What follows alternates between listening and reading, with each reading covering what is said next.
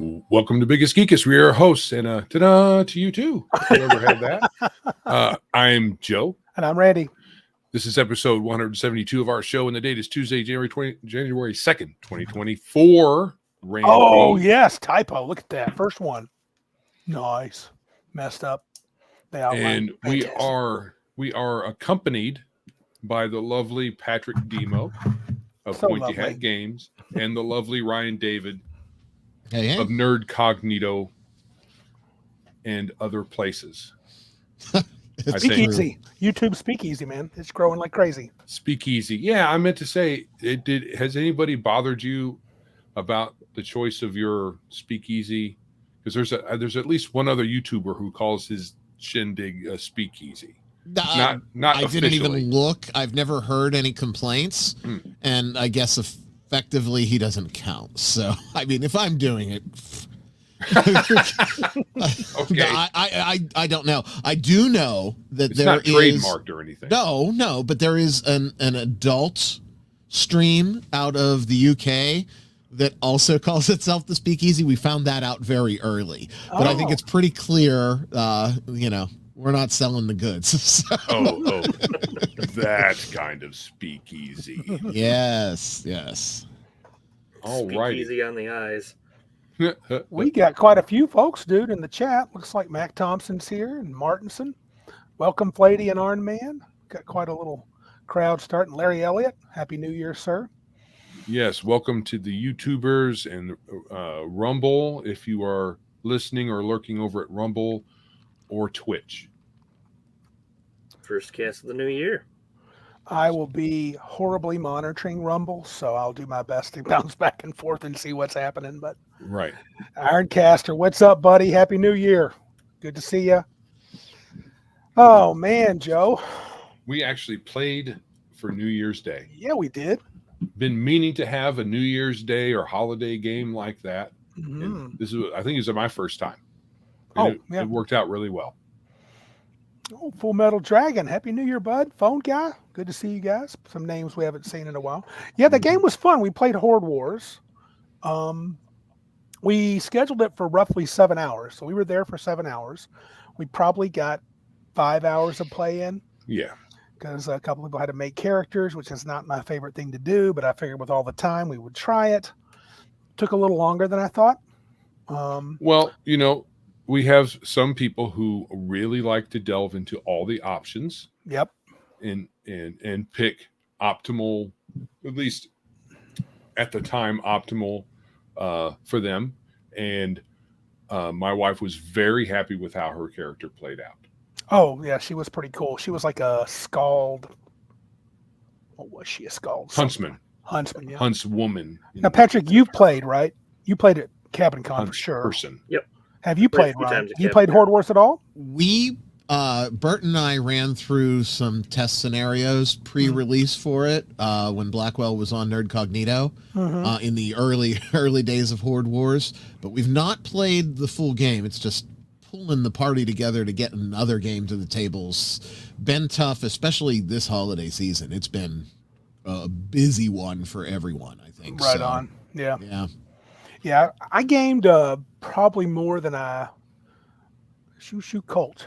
Yes, Shushu. He's one of the scam baiters that they're also like nerds, and we're kind of associated We fit with the them. bill. Yeah, So we fit the bill. sweet. We're the best kind of nerds. Yeah. Super nerdy nerds. But yeah, I enjoyed it. What did you think, Joe, of the game? And what was your thoughts with the 5 or so hours that we played? Oh, I had fun. It's hard. Okay, so it's hard to separate out what you might have as misgivings for a system. If you're just trying to sit down and play a game with your friends and have a good time, and we did. It was fun. Yeah. We all get along well at the table, and we had a lot of fun. Now, I have actually we've played with DM Blackwall a couple of times. Twice, yeah. And I have been a bit of a whiner about a couple of Yes, you have. That's a fact. Joe, you don't whine. itsy bitsy things. Scrolls would never be that bulky. Yeah. There's a gamey bulkiness added to certain things that we as long time gamers have always thought of as small, inconsequential things like potion bottles and scrolls. It's like I can carry 1 billion scrolls in my backpack. I dare you to say anything else. This could be an interesting topic. We have to note this for the future. What about a discussion one day on baggage you carry from one game to another, especially when you're in the fantasy genre? If you go from 2nd edition to 3rd to Fantasy Age to 13th Age to Horde Wars to Dungeons and Delvers, you can not just getting confused, but you bring baggage of like, this was a good roll. Why are you doing this? This is weird. And we get a lot of that as we play. Like the other night, our friend Jeff was like, I don't see much progression for the wizard from levels 1 to 4. I mean, and there's not. There's not. I know. So you kind of are who you are. Right. This isn't the same game as, hey, you find a big book full of spells. It's going to be awesome fun gaining levels and delving through those spells over time. Yeah. That's one of the things about D&D that a wizard player would really love. But you absolutely can't really get that from Horde Wars, except finding a big cache of scrolls. Except you're not learning them; you're just using them. So it's a different play, right? In their game, it's designed to have very low healing. You don't have hardly any healing in the game, so it doesn't make sense for them to let you carry a truckload of potions in your backpack. Yeah. Especially since you only can use one of them at a time. I was going to say you can use one potion per day. You can't really. It doesn't matter if you. My thought, you can't use them anyway. If you want to carry 10 of them, go ahead. But you're not going to be able to use them. I guess overall, as I was running them through a scenario that I'm maybe helping. I may eventually write up, to be maybe published if the Horde Wars guys like it. Do you think the setting the island setting seemed okay to you, Joe? Oh, yeah, it's very cool. Okay, I got lots to work on, but it was kind of the first draft, so we'll see how it goes. Especially if you can use that image. Oh, I know. You might have to I have want to it find modified. out. That is a great image. Finding an image off of the internet and including it in a pay-for product is problematic. Yeah, so I'll search that one out because I love that image. That was that actually sparked me to. I had literally changed half of my setup when I saw it. So anyway, we've got Ryan here only for a short bit, dude. Not a super short bit, but a little, I know. I kind of want to get to his. It's like what the ladies say. It's an average bit. Okay, fair enough. It's not the time you have; it's what you do with it. Right. And Ryan always uses his time wisely in all arenas. Just don't do the really bad thing and say, "Oh, that's such a cute bit of time that you have." It's so cute. So do you want me to? I draw on it like horse girl. I'll make it uglied up real good. Get the red Sharpie, Randy. Don't say that when I'm drinking. Oh my goodness! All right, so let's get clean here. Yeah. All right. So we have Mr. David on here to talk about the Village of Greenhaven. Randy has purchased it. Mm-hmm. So what say you, sir? Well, I read it pretty quickly, and then I took a slower look at it this morning. I read it 2 nights ago, and I was very pleased. It's a bargain, $1.99. You can't go wrong. It's actually sold at the wrong place, but I'm going to let that slide.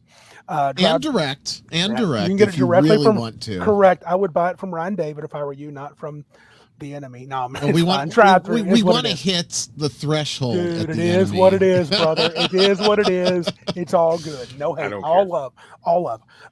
Anyway, it's a setting. It's a system agnostic. It's kind of a little idyllic town. I would say that it's very easy to drop in. In fact, Ryan calls it. I'm assuming this is going to be one of many, Ryan. Pop in. What do you call it? Pop in principles. Yeah. Hopefully, if people like it, and more importantly, you said it's $1.99. It's not there to make money. Right. It's there to just spread stuff in the hobby, good stuff in the hobby, as opposed to some of the other things that we're seeing trickle out. So if people like it and people are finding it useful, then yes, hopefully. I have a name and a concept for another one, but that's as far as it goes. Mm-hmm. We're going to sort of hit the brakes and see how Greenhaven settles once the flurry of the first month or two, dies down. So it's a set piece kind of thing. A set piece setting, a small town.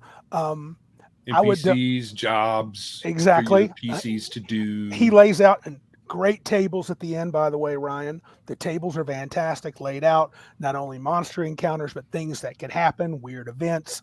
I really love those. I actually like the art quite a bit. Don't say that too loud. People will throw rocks at you. Oh, is it AI generated? Probably. It is a custom AI model that I curated and wrote, and that's the difference. It's not. Go ahead. No, you go. It's very nice. I think it's pretty. I love. It's colorful. I think I really like it. I do have one small bone to pick, and I can't get the PDF to come up on this. I tried in StreamYard. It's not showing it. But I wish I could. Let me see if I can get it for you. It's your wonderful Mac. It's actually, I got the page number. It's my Mac. It probably is. I think it's page 19, and my hint would say, don't zoom in on the patrons. Because I bet you noticed it too, though, Ryan, didn't you? Look at page 19. It's just, and I really look at that. Look at that cover. That is so nice. Yeah, absolutely. No, there is a level where just time, every one of the pieces that was produced did get touched in Photoshop, particularly paying attention to a lot of the character and portrait stuff. But when you've got groups, you've got groups. Yeah. I'm not, and again, this is nitpicky. I think he sets it up, all the it seems like a town. I don't want to give too much away. No, you go ahead, and I'll stop you if it's bad. Yeah, it'll be a great base of operations because you can come right in, and it feels very welcoming. I would say it feels hippy dippy. the town, they all feel like peace and love, druid stuff, but the name is called Greenhaven. Shocking. And I loved your stylized map, even though I know Kyle was not too fond of that. That has kind of an anime look to it. It is, but it's not. Yeah. I mean, it's reminiscent of anime is maybe not the right word. Top-down scrolling games, maybe from the 90s. Right. I was going for like this whimsical, specifically with the map. I wanted it to be isometric, but not, Diablo. Right. And it's out of character for me to have something that is bright and cheerful and happy. But that's what that is. So that's what I went for, right? Yeah, that's awesome. Honestly, as I was reading, I was like, wow, this is not the sense that I get from Ryan when he and Bert are talking about their games, and Bert's like, oh, TPK, wah, wah, wah. Isn't he such a whiner? He's a whiner. I can't believe he wants to live past 2 adventures. That's so much to assume. Right, Joe? That's weak. Yeah. You should expect death. But I have a question, and this may not have crossed your mind at all because it doesn't look it, but the stylized map, just that idea of having that reminds me of how the maps you would get in the Planescape products. They were never numbered, like Kyle had mentioned. Right. His partner, him and Bert are partners on Nerd Cognito with Ryan. They're not numbered, but they evoke. They're very evocative. That picture tells you what the town is like. That was a very specific design choice that I made. I talked about it a little bit on our show this week. It dropped today. Cheap plug, if you're not subscribed, make sure that you subscribe at the podcast provider of your choice. I didn't want the legend. I didn't want the numbers and the village. I wanted you to be able to put your own spin on just about everything that you see here. I wanted to give you a framework or a foundation, and I call it imagination fuel. And that's really what the whole book is. The whole product is designed for convenience. So your players take a left when you thought they were going to take a right. They need to end up somewhere. If it fits, you pop it in. And B, I wanted just to be able to inspire people to take this skeleton and put their own flesh and their own spin on it. So yeah, there are events, and yes, there are NPCs, and you can make them, feel and act however you want, but I want you to do that. I almost want you to say, I like A, B, and C, but there's no way I'm using X, Y, and Z for this. and that's by design. So with the map, I didn't identify it, but we talked about it, and I'll talk about it here. There are certain locations, right? There's a waterfall location. It's on the map, right? There's the old mill. It's on the map. There's the Verdant Square. It's on the map. There's Joe's favorite place, the Lakeside Chapel. It's on the map. That's Ryan David. That was the stamp that Ryan put in on that. That is a stamp from Ryan David. Yeah, you need to check that out, Joe. That's definitely... Okay. This is an inside joke that I'm not inside with, so I have no idea where this is coming. That's okay. I'll give you the art for the Lakeside Chapel. This will give it away, the Lakeside Chapel. Lakeside Chapel provides spiritual release services. Allegedly. That's just a rumor, so of course if you want to in your campaign you can say that's not a thing. Absolutely. It's just all the sisters are super hot, but it doesn't really happen. So but I was wondering, so one thing that I was put off by at first, and then I was actually inspired by it. There's a lot of what I would call, in one sense, homogeneity amongst the NPCs. They're very friendly. Someone gives, one of them is like, I can't remember if it is the herbalist that teaches classes, the dwarf that runs the forge. Ryan's got a lot of iconic situations there, but they're cool. And by the way, your writing style is excellent. I am not a writer, but I really liked it. You have a bit of a way with words. I do not, and I really appreciated that. But as I'm reading it, I'm thinking, man, these guys are all super nice, because these guys know when I run games, I have one or two NPCs that pretty much don't want to deal with your NPCs that don't want to deal with PCs at all, or they got something to hide. And that's what sparked my imagination. This is almost too idyllic. Something's going on. So in my game, and I like that, and I didn't know if you meant that to make people think, oh, look how lovely this is, and then let the hammer fall. It is the foundation. Okay. Not just NPCs, but the locations, even the recommended encounters that are in there are designed for you to run with. I'm running Greenhaven right now in my core group. Verdant Square doesn't exist anymore. It was sucked into the ground. Okay, it's a big spot. What is in the book is a snapshot of what was. Now, if we hit copper on that illegal place that we can't mention here, you can mention it. It's okay. I'm going to double the random tables, and one of the things that I'm putting in there as a different twist to further this, invocation of thought, this imagination fuel. One of the tables that I was working on today, because it looks like we're gonna get there, hopefully, knock on wood. One of the things that I'm doing is NPC motivation. And literally, there's a random table for NPC's motivation. NPC mood is going to have a random table. So if those tables go in, and they'll go in short order if we hit that milestone, you're going to have even more of this spreading, like almost like a fungus, right? But no, this creep that happens from the creative standpoint, and that way you don't have to rely on yourself, because there are times where as a DM we're at our creative limit, right? We need to take a break, we need to take a nap. Yep, been there. If I know that I need a different motivation or a different type of personality, she might teach classes, but she could be we've worked with them, Randy, one of those teachers, right? Right, exactly. You're in my class, and let me show you how to mix this potion. Correctly. So the correct way. What is there is literally a snapshot of the moment that you as the DM receive this guide. Where you go from there is totally up to you. And that's intentional and by design. One of the proofreaders that I had, shout out to him, friend of ours, Joe Grognard, you know him. He said, there's no like swervy NPCs in here.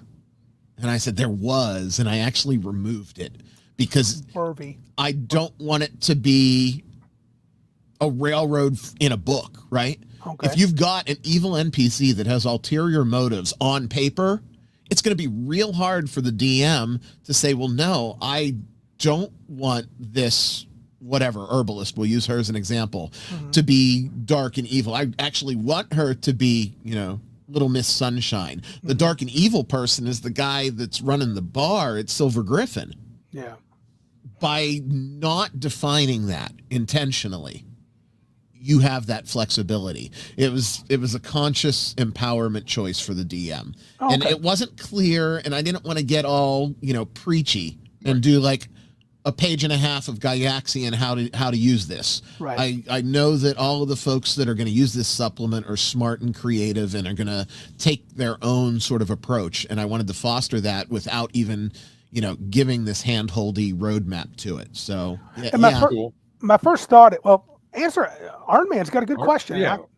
Iron Man says, would Greenhaven be good with Horde Wars? It is completely system agnostic. 100%. It will work with everything, from Horde Wars to OSR products to 3rd edition to 13th Age to 5th edition, if you want it to be. Because But don't do that. No, don't. No, I'm kidding. Play if you can play anything you want. Even 4th, go ahead. Even 4th. Mac has a technical question about Swervy. How is Swervy? How these crazy kids say crooked these days? Swervy is my Carney / pro wrestling lingo coming out there. So it means what exactly? A swerve, right? So you don't see it coming. You don't see the turn. You don't see the ulterior motive. Like the turn. Okay. Okay, so the person appears a particular way, but they're really not that way at all. They're not even shifty looking. No, Right. no, they're completely innocent nuns. Mhm. Right. Exactly. Well, they could be. And And that's they what I like about absolutely it. could be. Because you Until just said, you catch them off hours, and then they want to drink your blood. well, maybe not that, but depending on how you read it. That's what I liked about it, and that's what I thought. I don't know if is it, and this is a question for everybody. Do you think it would be easier? And Patrick's a fellow DM, so I'll get his opinion because Ryan implied this. He didn't want to make a quote unquote underhanded NPC, at least not obvious in the setting. Is it easier to make your good guys secretly evil versus I've just described a very villainous NPC and I need to switch him and make him good? So I is have it an harder? opinion, but I've been Go going. ahead. So Patrick, Sure. I'll let you go if you have a thought on this. What do you think?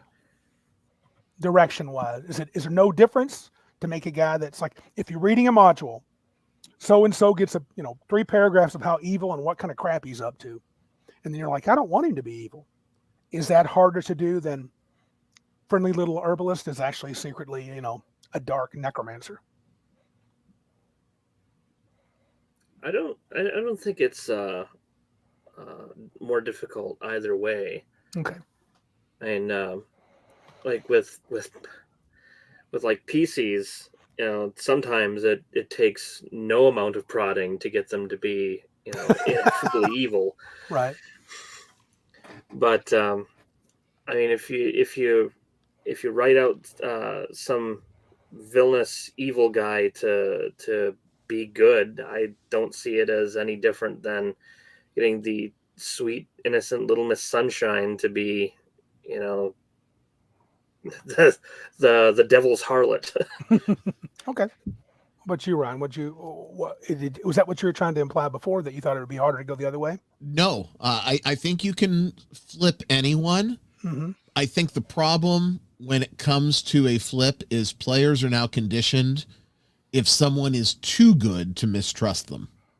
Mm-hmm. So while the DM, mechanically and through the narrative can flip this character however they choose, the players are almost expecting, if they walk into a town and it's just a town, they have a good time at the inn, they go to the shop, they hear some tavern tales, they help the little girl get her kitten out of the tree. They're expecting someone to grow horns and cast a spell at them. Right. So the way you present, in particular, NPCs is very, very critical. So if you're going to have an evil NPC, that's just not a nice person, have them be just not a nice person. It's always great to have that one that has the turn, Right. but you have to make it meaningful. Otherwise, it's just like the hundreds of other NPCs that have turned on every one of your parties that you've ever played with. So Right. It's easy for tropes to condition players to, not trust certain people, or look at one person in town. There's the villain right there. And you'll notice there's no definition the other way either. No, not really. There's no one that is clearly absolutely got rainbows flying out of their butt, and They there's just seem no one that relatively has horns. It's a town, right? But they seem relatively friendly, I would say. But they should, because they're proprietors of businesses. So it's right. smarter to be friendly than to not be. So that does make sense. What about this? And I don't want to know if you want me to dive into this. I thought you clearly made hints that the place could be thought of as, in multiple places you did it, so I'm guessing you have a preference for it, a planar nexus where the space between the real world and other planes are thin. Yes. And it kind of has a being kind of this nature sort of place surrounding beautiful physical representation of nature. There's a Fey element, so you could bring them into play too. Was that purposely done? Did you I like this and I want to put that in there? Or we just, let me throw that in there. It is an exit ramp that a DM can use. Gotcha. Right. I think in my campaign and in my play testing with Greenhaven, it was the exit ramp. So it's not surprising that it's present. Right. There are a couple other ones. I'm not gonna spoil it. I want people to discover them. Sure, right? There's good ones. Yeah. And they're not the only ones too. You might read these two locations and say, well, I've got it. Boom. Not to mention, like you said, if Pop-In Principles spawns other entries, even though they are standalone system agnostic, in my brain, at least right now, they're all going to be in the same quote world. So there might be a planar module, for lack of a better term, that comes later. There might be something just beyond where the extent of Greenhaven's influence went that might be coming later. Okay. And it's just for some continuity for the potential series, if it even makes it that far, right? Gotcha. So by exit ramp, yes, you mean either you're out of your current setting, you walk through the mists and here you are in Greenhaven, or you're out on the plains and you need a breather, and maybe the players are all like, man, that's been some tough adventuring for the last 5 sessions. Oh, I'll plop in Greenhaven right here. Well, no, when I say exit ramp, I mean it's an exit for the DM to get off the page in Greenhaven and go somewhere else. Oh, okay. If it's like they've kind of done a few things and they're kind of, you feel like they want to move on, or you need to move on. Yeah. Or they need a mini adventure. Mm-hmm. Poof, there you go. Yep. You've got to resolve this planar conflict. Poof. Okay.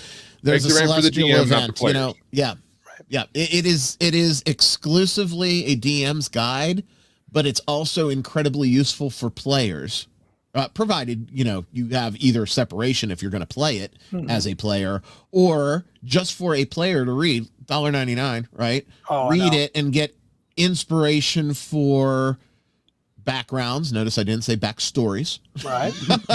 To get inspiration for backgrounds, inspiration for what makes your character tick, because you may not be from Greenhaven, but you could be from one of the things that resembles something in Greenhaven. And again, it's designed to unlock the door that's locked up mentally for a lot of players, because we get stuck in ruts, right? Mm-hmm. Yep. And we need things to refresh. And this is hopefully one of those little things that you can pick up and refresh yourself as a DM, use as a direct resource if you're just flat out. I'll tell you, some of my best sessions that I DM'd were sessions that I had absolutely no clue what was going to happen when I went into it. I had a stack of resources. I ended up popping it in, and that's sort of where I said, oh, I'm able to do this, but I was doing it with these like 300-page campaign settings, and taking bits out of modules and I was all over the place. What if there was something, because there's really not something like it that's out there. What if there was something that I could just reach for that was not tied to a system, not tied to a play style, but just tied to the creative element in the game? And that's what I made. Conventional wisdom that I've heard a lot, and this could be just me, I thought system agnostic was not the way to go. I mean, For me? I like them, but Okay. I heard people say that was.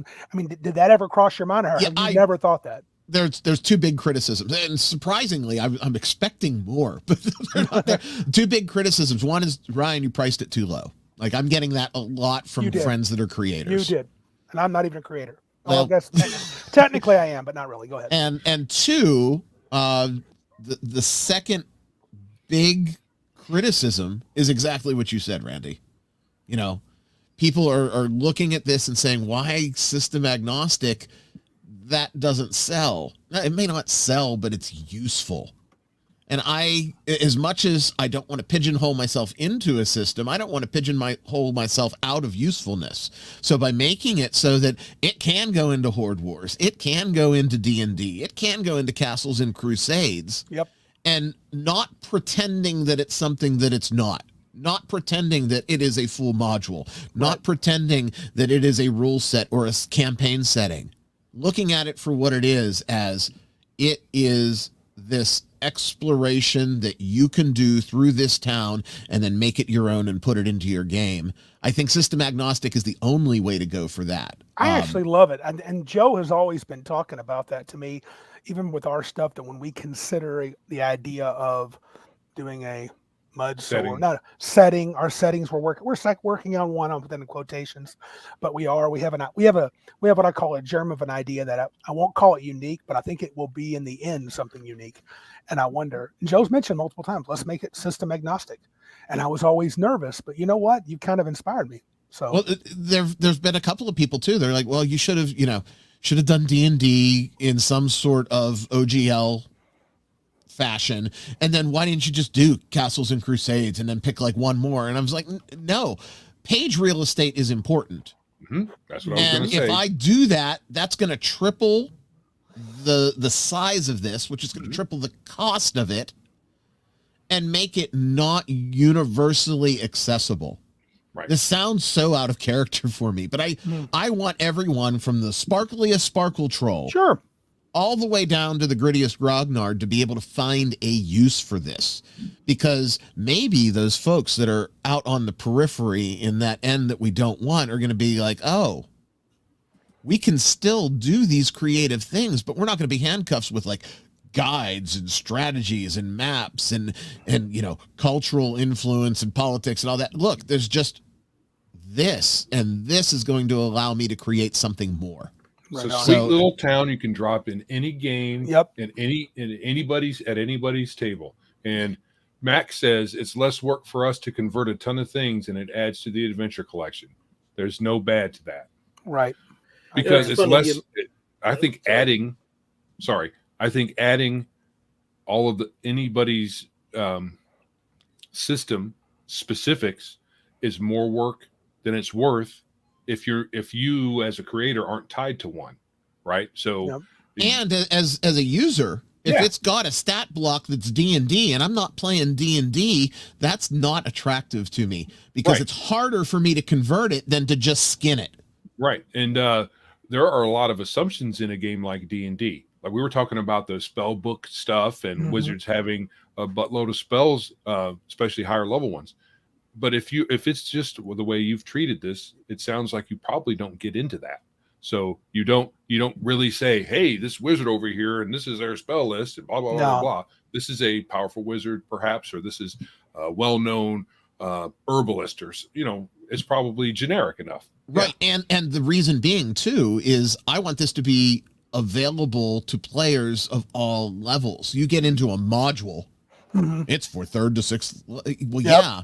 And if you scale it up, you can't do it right. And if you scale it down, you can't do it right. Yeah. You don't do justice either way. It's a wizard.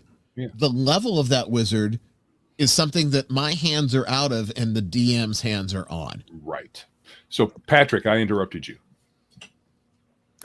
Squirrel. Squirrel. I was just going to say it was interesting that Ryan brought up the price point argument, because when I was talking one-on-one with Kevin Simbita at his office, Randy, when we did our Palladium trip. Yep. One of the things he brought up was pricing your stuff too low. You might think that this will bring more people like to buy it, but he recounts a time when he was at one of his first conventions selling one of his first supplements, and he priced it really, really low. And this friend of his had something he was selling that was fewer pages, but was more expensive. And he sold out of all of that. And he asked him, why did you, how did you sell out? I barely sold anything. He says, when you price it too low, the first thing on people's minds is what's wrong with it. Right. And that was definitely part of the process when I was going into the pricing for it too, because if listeners of my show know, when we were bantering about it, but pre-release, I originally said I wanted this thing to go out for like 50 cents, 99 cents so that everybody can get it. Yeah. And talking to creators, that they said, no. You have to find a bottom. And, you know, if you go much closer to 5 cents a page, no one's going to take it seriously. So I put it somewhere in the middle, right? Yeah, you did. Yeah. I mean, it's not, you get more than, it's not even 10 cents a page. It's quite a deal. In fact, if things go and it becomes the series, the price point's probably going to settle at $2.99. Oh. But officially right now it's $1.99. That's it. Right. Go grab it, save a buck. Yep. Cool. I don't know if or when that'll ever happen. Bonus. Yep. And back to the leveling part, which I think is neat. And so we've already talked about it, so I'm not spoiling anything. So you have what Ryan did in his campaign with the center, the town square. And then you have the planar element, if you wish, and I'll just say it that way, if you wish. So you could have a group of 15th level D&D characters roll in here, and something cool could happen that they will need them. Right. You know what I'm saying? So it's not a town that's just for low-level characters. It's not a video game where only green, it's a green town, so you're totally safe here. And so it's like, no. It's like, because I know in video games, like in World of Warcraft, they used to have this character's blue to you, so he's no challenge, and this guy's purple to you. But I was like, no, I like that. So it's wide open. The DM can make it. You could have multiple visits, which would be fun for different groups of characters, and have them come at different levels. Imagine a group at low level visit Greenhaven, and then other characters you play to much higher levels in a different game, and then you still visit Greenhaven, but cool things happen. I love doing that with my groups too, having multiple groups in the same world and seeing how each group influences the world. Yep. And how the low level groups can really wreak havoc on things that the high level group are doing, and vice versa. So no, it totally will work. Our man makes a statement. I'm going to bring it up because I think he deserves an answer. He says, and I don't think this is what he's going to get. He says, I like bullet points for descriptions. Nope, but they're good. Again, I'm not just blowing smoke up Ryan's butt. He's a good writer. He gives menus at taverns and unique items for sale. If I remember, you kind of broadly list some ideas things that can be purchased at an interesting little, let's call it, antiquity store or unique little store, and I don't remember menus being in there, but I want to be straight with Iron Man. That's not exactly how it's set up. No, there are again, but it's not a great detail. You have a lot of macro things that you can pop in, and you provide the detail to it. Yes. One of the random tables that is not present in the game, but could be if we hit 5-0 in the first week. Nice. Is random magic items, right? That's about the most specific. But even when I was looking at that today, and I did finalize the list today, ironically, which is probably why I'm talking about it right now, I wanted to provide that macro level of magic item, right? So that it could be applicable for a very high level character and a very low level character. So you might think, choosing, a table of 10 or 20 magic items, big deal. No, that took a really long time, not only to find items that, for lack of a better term, are scalable, but that are going to be useful across the board, across the levels. So Right. That can be a challenge depending on the game you play. And now since that you want me is to add your not screen? in the game, or not No. in the book as it stands right now, Yeah. but it's one of the things that potentially could show up. and are those items system agnostic too? They are. So blah, blah, blah of invisibility, Mhm. right? Right. Or whatever. If you're a low level item, that's a charged item. It's got 3 charges. If you're a higher level or an epic level character, it might be a full on cloak of invisibility, right? Right. To Iron Man's point for, giving menus at taverns and unique items for sale at, antiquity shops, I eat that stuff up. I sometimes buy modules and books specifically for that stuff. It's like I don't bread have and butter bullet for me. points, but this is an example of something and it's in the preview that's out Yep. there. That's why I picked this page, so that you can see the level of detail that it goes, and then it leaves you with all of these paths where you take it from there, Yep. and this is the I'm just looking at Greenhaven is a quaint village nestled between rolling hills and dense forests. The air is fresh, and the aroma of pine trees fills the surroundings. The village is surrounded by a sturdy wooden palisade, and a narrow dirt road leads through the entrance gate. The villagers are known for their hospitality and a strong sense of community. Those are your bullet points. There's 4 bullet points. It's just, Right. it's A in paragraph. prose, right? Yeah. Yep. That works. Yep. Yeah, it's good. Is the nature theme in? It looks like the nature theme is in the names too. It is. Thorn, Greenfield, Willowbark. That's cool. Yeah, he definitely keeps that going, and that's really good. One last thing, and this is a nitpick Bring it on. with your art.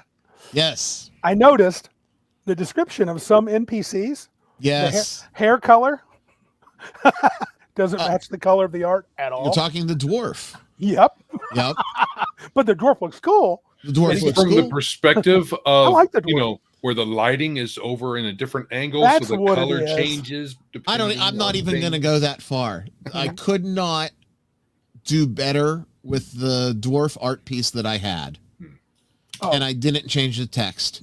And it was post-published that I caught that one. That's So cool. it is possible that the fiery red-headed dwarf will be a dark charcoal colored haired dwarf if I need to push this revision with the tables out. Oh, okay. But honestly, I didn't pay as much attention because, again, they are representations. They're an interpretation.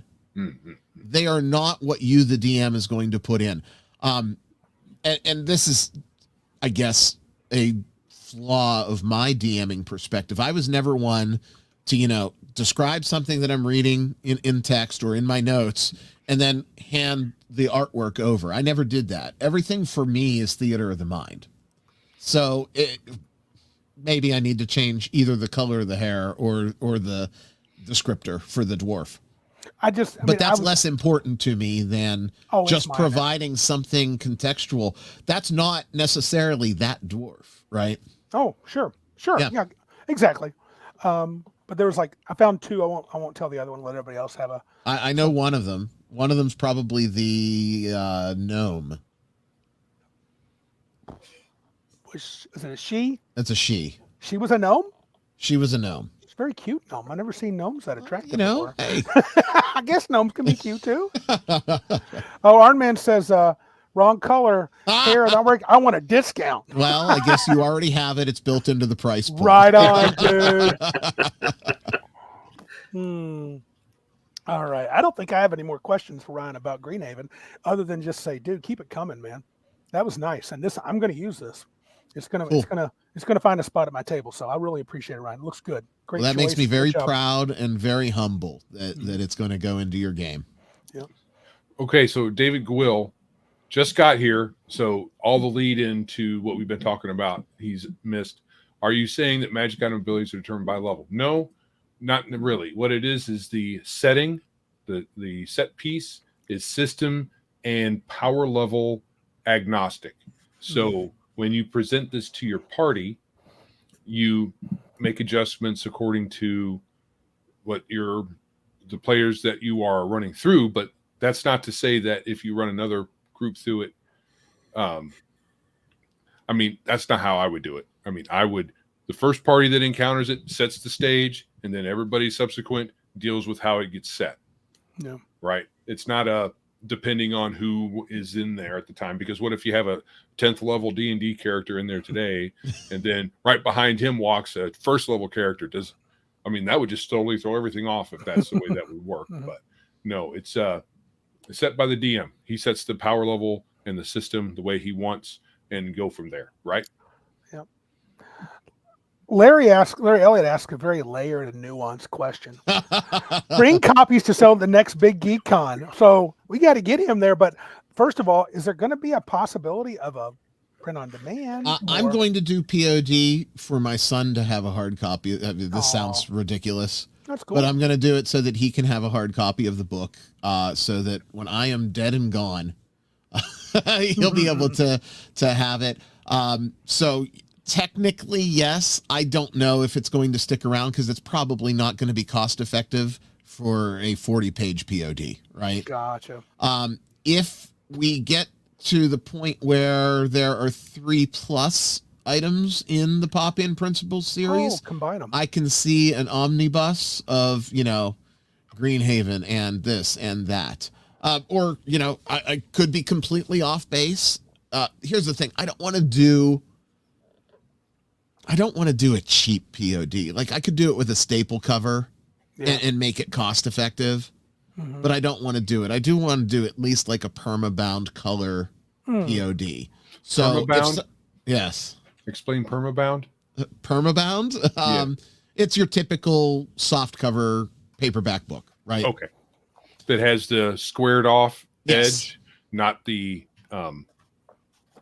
staple. That's Not stitched, stapled. not stapled. Not stitched, not stapled. It's glued, right?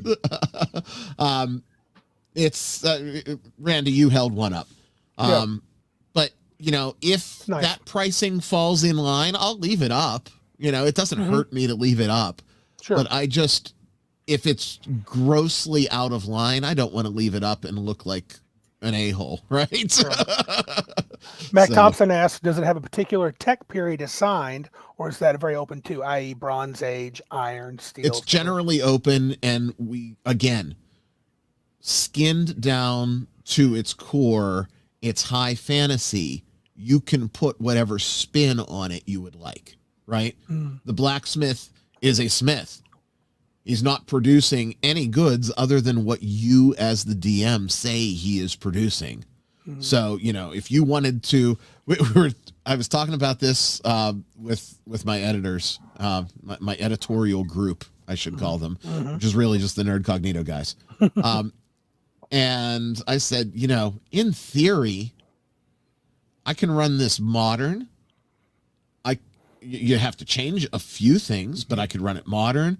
I can run it no or low magic. I can run it high fantasy. So it will fit just about anything you have to do. You have to have a little flexibility if you're going to make, you could run it cyberpunk if you wanted to, but you would have to have flexibility in some of your mental conversions, right? If you're running it cyberpunk, the blacksmith is probably an armorer, right? And a guns dealer and that sort of thing. Right. There's more to do the farther away you get from standard fantasy, from the DM's point of view. David that's you. David Will has a couple of suggestions for. Yeah, I've been reading those. Yeah, all good stuff, and I absolutely bow to your experience, Mr. Quill. No.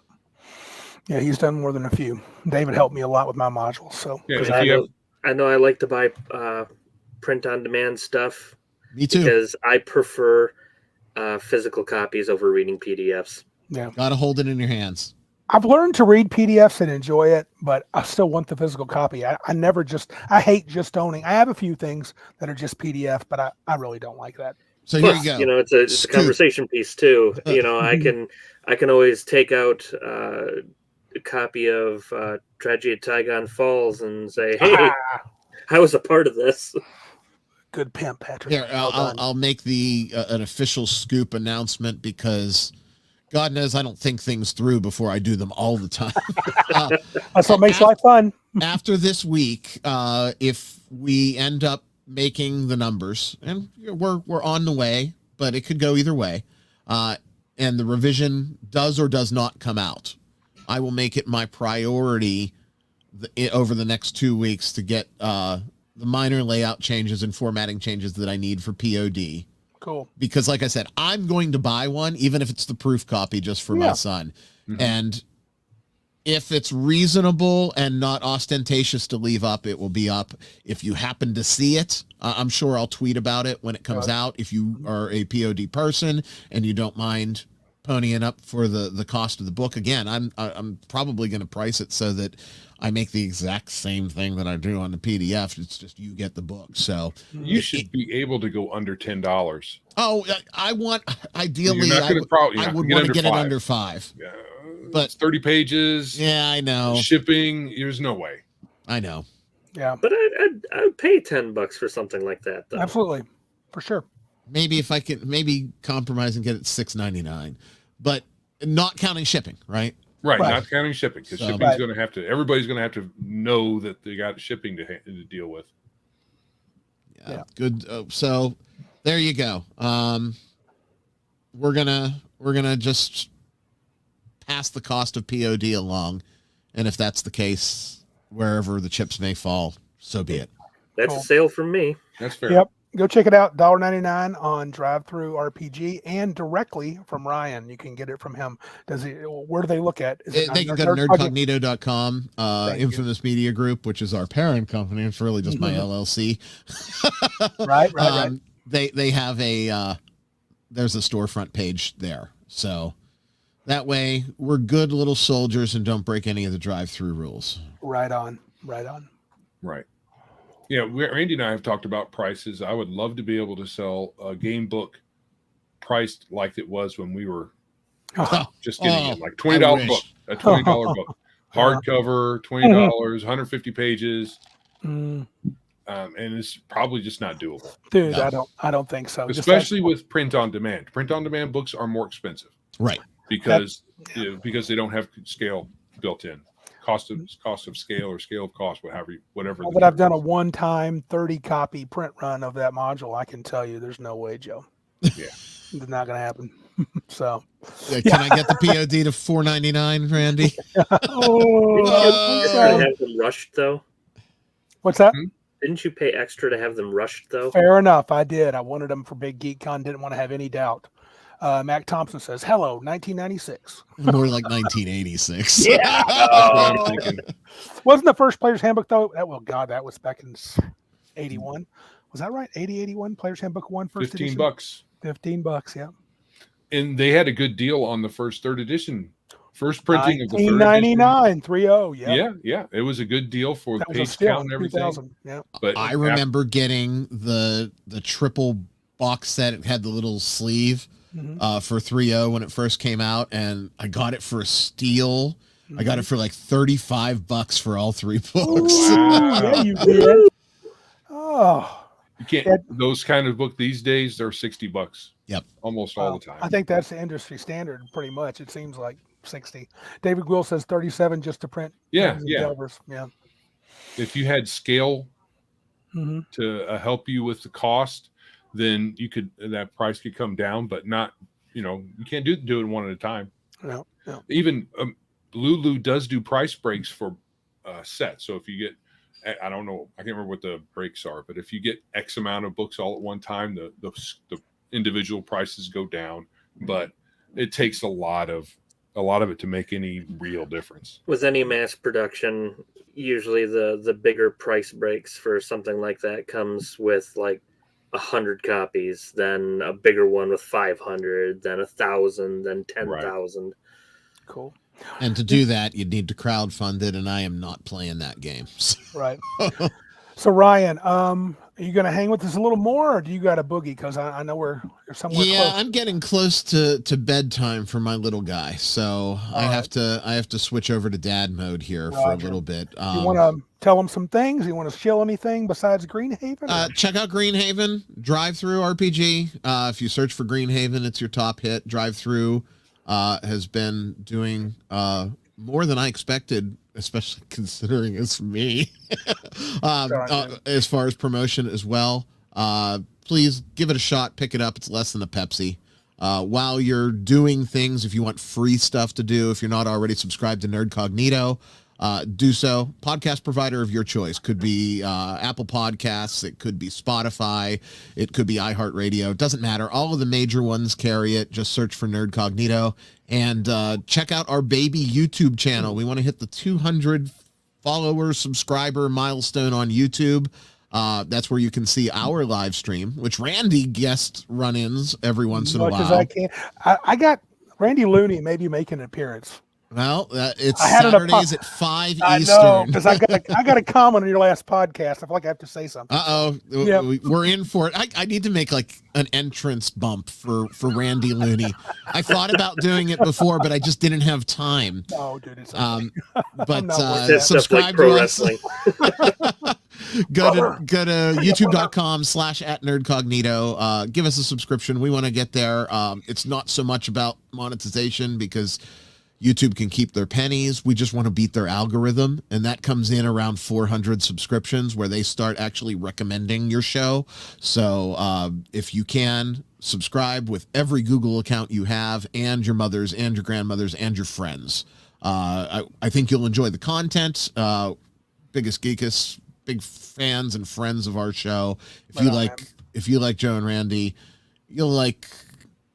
I hope. Oh yeah, no. You'll like awesome. Bert. I don't know if you'll like me. Everybody likes Bert. You'll like Ryan. You'll like Kyle. Everybody likes Bert. I love Everybody likes Bert. Bert's a likable guy. Bert needs a little push in some direction. Sometimes he starts getting too far in the middle, and you got to push him to the right. I'm telling you, behind the scenes, he's a real diva, fucking bitch. I'm sorry, Joe. I'm sorry. Everyone it slips out. I really try to be. You need on to my rant best about behavior. Bert here. Go ahead. I'll just have to call in a targeted slaying. No. I got a targeted That's the word. doxing right before Christmas. Did you I'm really? done. Yeah. One Bert's of our people too, if you can believe that. So it was sad. very disappointing. Yeah. And plus, you'd never find Bert in the woods, Joe. So no. Oh, he's out When you see him, it's too late. It's like the Predator. Yeah, right on. Yeah, I love Bert. You guys are great. Check it out, baby. That's good. So, all right, that's everything. Check out Greenhaven, $1.99. If you don't like it, you didn't lose anything. If you love it, you gained a lot. And check out Nerd Cognito in all the places. Guys, thanks for having me on. I really appreciate it. Yep. Randy, I'm really appreciative of all the kind things that you had to say too. So, yes, sir, Ron. Thank you for showing up, and we appreciate it. And you have a good night, bud. Yep, you too. Good night, everybody. Take it easy. All right, yes, go check out Nerd Cognito in all the places you expect to find them. Great. Now we can talk about him behind his back. Perfect. Our man just subscribed, so I'm sure that Nerd Cognito appreciates that. Absolutely. Oh, man. So you want to tell them to do the things, Joe? They should really do them. They should do all the things like subscribe, like, share, hit the bell notification, comment, either here live if you're listening to us right now, or comment after the fact. All of those things help the algorithm out. We have surpassed that 400 mark a while back, so I guess we are probably getting recommended here and there. We need to find some way to push that this year. We gained another subscriber the last couple of days. So, nice. Yeah. Cool. Can I just show off some stuff? Because I think it was a couple of sessions ago. It was just Legion of Myth was asking me to show off the stuff that I had won. Legion of Myth had a little contest, or did you want to jump into something else, Joe? You can do some show off stuff. Yeah, I got basically a $70-something I guess it was a Christmas pack. Yeah, well, I got a gift certificate, and I bought the Christmas pack gift certificate. from Riffs, and I got a good selection thanks to Kevin and Sean and all the Palladium family. I got these really sweet markers, bookmarks They're really cool. I was hoping to get Chaos Earth, but I did not. That was one of my favorites. But it's got Night Bane and Beyond the Supernatural and 2 Phase Worlds. So that might have been a mess up. And I got a couple of Rifts things. I'm kind of excited. This is an adventure, I think. The Megaverse in Flames. That was really cool. And what was the other Rifts thing that I got? Federation of Magic, revised and updated. And then I got 2 systems, 2 new RPGs. The one that just intrigued me was Systems Failure. It's a blood and guts action story of loss, rebirth, and courage, of self-sacrifice, patriotism, and heroics. Okay, So, yeah, show that cover a little bit better. You just kind of, drifted flashed off. Let me try to get that. There we go. There you go. Yeah, there's a big alien beastie and then a dude with a little gun there and his kid. It's kind of cool, but it's its own system. I haven't jumped into it yet. I'm sure it looks very Palladium-like, but I think that's the one about the bugs that like eat electricity. Yeah. And Y2K, right, David? And then I got Heroes Unlimited, a Supers game. I've always wanted to look at their version of Supers. I'm sure it'll be quite fine, and it looks, as always, good art. Palladium never disappoints when it comes to art. So, very pleased. That's good deal. Good deal. Bad boy. All right. So now that we have done that, yes, I guess we're not really talking too much about. I guess it'll be in here at some point. So if you came here for the New Year's resolutions, we're going to do kind of a clickbaity thing and wait till later. So we're going to go. Our first topic is about paid DMing. Yes, and I looked at all these articles, and the first article really was no good. Okay. It was no good because it says how to become one, and it says, hey, go do it. Yeah, that's what I thought too. That's all. It's pretty much it.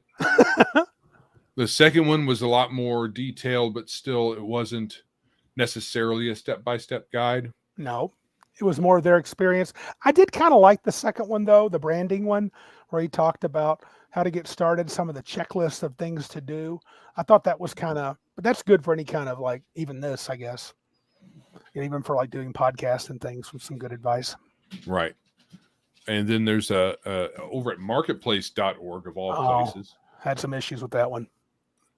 Oh, you did? At the end especially. Oh, okay. Mm-hmm. I was speed reading, so I might have missed something. Mm-hmm. Well, the big one was it's a conversation between someone named Brancaccio and Pylon, right? Which I assume they're actual people. That's why the names are so weird, right? But it said you like the feeling of being submerged in 3D storytelling. What was it? And this Pylon responds, I think it's super fun. And then he goes and he says, when I was a kid, I was the shrimp in the family, but in D&D, I could be an ogre and I could slay things. I had power. And I was kind of like, why would you start off telling someone you could be an ogre? I guess you could. That's not very D&D, but whatever. Right. And then the other article was like, I played D&D back in the day, but then got, had a bunch of diversions and stuff. And then I found fifth edition. Yeah. And I was like, oh, this is great. Yeah. It does acknowledge it was popular. D&D was popular beforehand. Yes. But according to that article, D&D blew up. What's your big thoughts? Go ahead, Patrick. You have something to say on the article? No, it's just each one of those articles cast the spell power word shill. Right. Yeah, it really did. That's a good one. Well, the second one was about start playing games, right? Mm-hmm. So it's a DM for hire service, right? What do you think of that concept, guys? I know it's older now. It's kind of a thing, but just when I first heard it, I had a certain thought, and I've backed off some, and I've also heard about a friend that we all know that did it, and that's fine. I think I'm much softer on it, but I can say for myself, I cannot envision myself ever doing that. Okay. Me neither. Now, who doesn't want to make money off of their lifelong love and hobby? I'm trying to do that now, But there's a point where I thought it'd be rather nice to have a little extra room in a house and invite people to come stay and name your business Air D&D. Now wow, because you know what? I bet as long as you're running 5e, you probably get some takers. I probably would, but that would mean I would be nailing myself to 5th edition. I'm not sure I'm willing to make that kind of commitment. Right. You know, honestly though, it feels a little bit like, and I can't poop on it too hard, because the feeling that I had of, imagine I had to be, RPG escort service, says Iron Man, but I'm being paid to run the game. So first of all, I guess I can't really TPK right out the gate, which is very disappointing.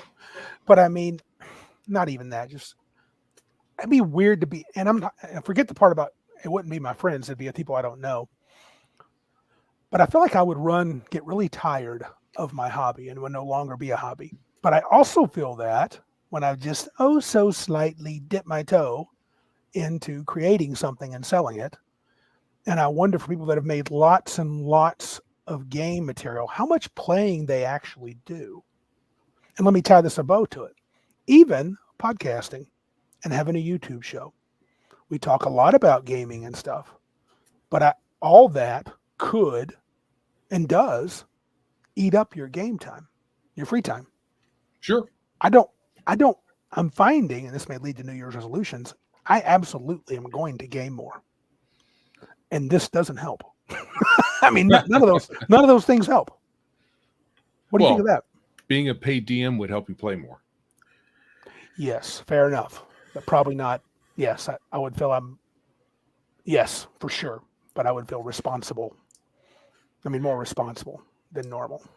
I think the aspect of playing with people you don't necessarily know would really put a damper on your love for the game, though, because you're taking a risk when you're playing with people you don't know, and you can always get a group of that guys, and it could drive you nuts, and then you feel like, okay, well, I have to provide a service. I can't exactly just boot this guy just because I don't like him. Mm-hmm. Well, I think you can. Well, you could. It's just you have to make sure you say something like there has to be a refund policy. Right. So there would have to be a lot of business decisions you would have to make, and then that could then provide you with the game environment you want. So you have your statement, right? This is a game where your character could die. You could have a TPK 5 minutes in, and then we just have to deal with the rest of the session. So if the expectation is like from the players, like you need to give me, I'm paying you X amount of dollars, you need to give me gameplay for the slot. Well, fine, but you could still die, and we just need new characters. So, and you would need to provide them pretty quickly, I would think. Sure. And you'd have to have lots of warnings in with your game sessions. Warning: there may actually be like adventures. There may be killing monsters in here. You're not going to be baristas in a magical coffee shop. This is not slice of life D&D. This is D&D. And there will be no safety tools, so get over it. Right. Oh yeah. So, I'm with Elle. Look at this. This is how I'd go. No refunds, no X cards, no safety tools. Right. So you lay all your cards out at the beginning. That would be a safety tool. Here's the other thing you could do. You could have a picture of you with an American flag in the background, and that would take care of 99% of any problem people. You don't even have to do anything else. And a banner. With an American flag. I'd go with a Gadsden flag. Okay, that too. Yeah. And then make D&D great again. Play this game. Yeah. Make sure it's red with white letters. Didn't I already do this? I don't think so. Oh, I guess it's free to try that at a small con. Oh, okay. All right. Yeah. Do you guys have any other opinions on paid DMing? Are any of you strongly one way or the other? Meaning, like, do you think does it bother you that other people do it? I don't care. Not really. I mean, you know, If you can find there's people, there's go a ahead. little part of me that would love to do it myself. I mean, really, it's nothing different than being a professional football player or a baseball player. You're getting paid to play a game, and that's like American dream. Yeah, I don't care if someone finds people that will pay him or her to DM them, and everybody's happy with the transaction. I can't care about that. Fine. Yeah. Do This with is what what- your money and your time that you want. Yeah, I agree. I'm not vehement against it. I can't imagine a situation where I would ever pay for it. I'll be honest with you. I think I would not play if I could only play by paying for it. At this point in my life, I would Right. Well just then you're completely off the D&D train, because they're going to make everybody pay to play. yeah. Now Elliot makes a good point. He does say, if doing it online, it does possibly allow more people to game that don't have others in the area. Yes, that is a thing. Yep. It's why solo board games and solo RPGs have become so popular, is because nobody has any friends around. And I always thought of like solo play RPGs and solo play board games as nothing more than kind of masturbation, but just self-pleasuring. It's like, what, you don't have any friends? You can't get together with anybody? Say, oh, well, my wife doesn't play. Pick a better wife. Pick a better wife. Yeah. Well, we all three have. My wife does not play much anymore. In fact, not really at all. She's kind of given it up for a while. She's taken a hiatus, but she was a gamer, as you all know. We all have a gamer wife, which is very convenient for us. Larry's right. We are blessed. I think one of the reasons we can say what we say is we have we said it before, we have 20 plus guys to choose from. I mean, if my game ended tomorrow and Joe couldn't play at Randy's table, he could find a table. Oh yeah. In like 2-minute phone call, he and Jenny would be playing. Right. So, yeah. So I guess, what do you think about the price points that you saw in some of the articles? I mean, they were talking about they were talking hundreds of dollars a session. Is that just for like businesses doing weekend retreats and stuff? I think no, that if we talk about our friend who shall not be named, Mm-hmm.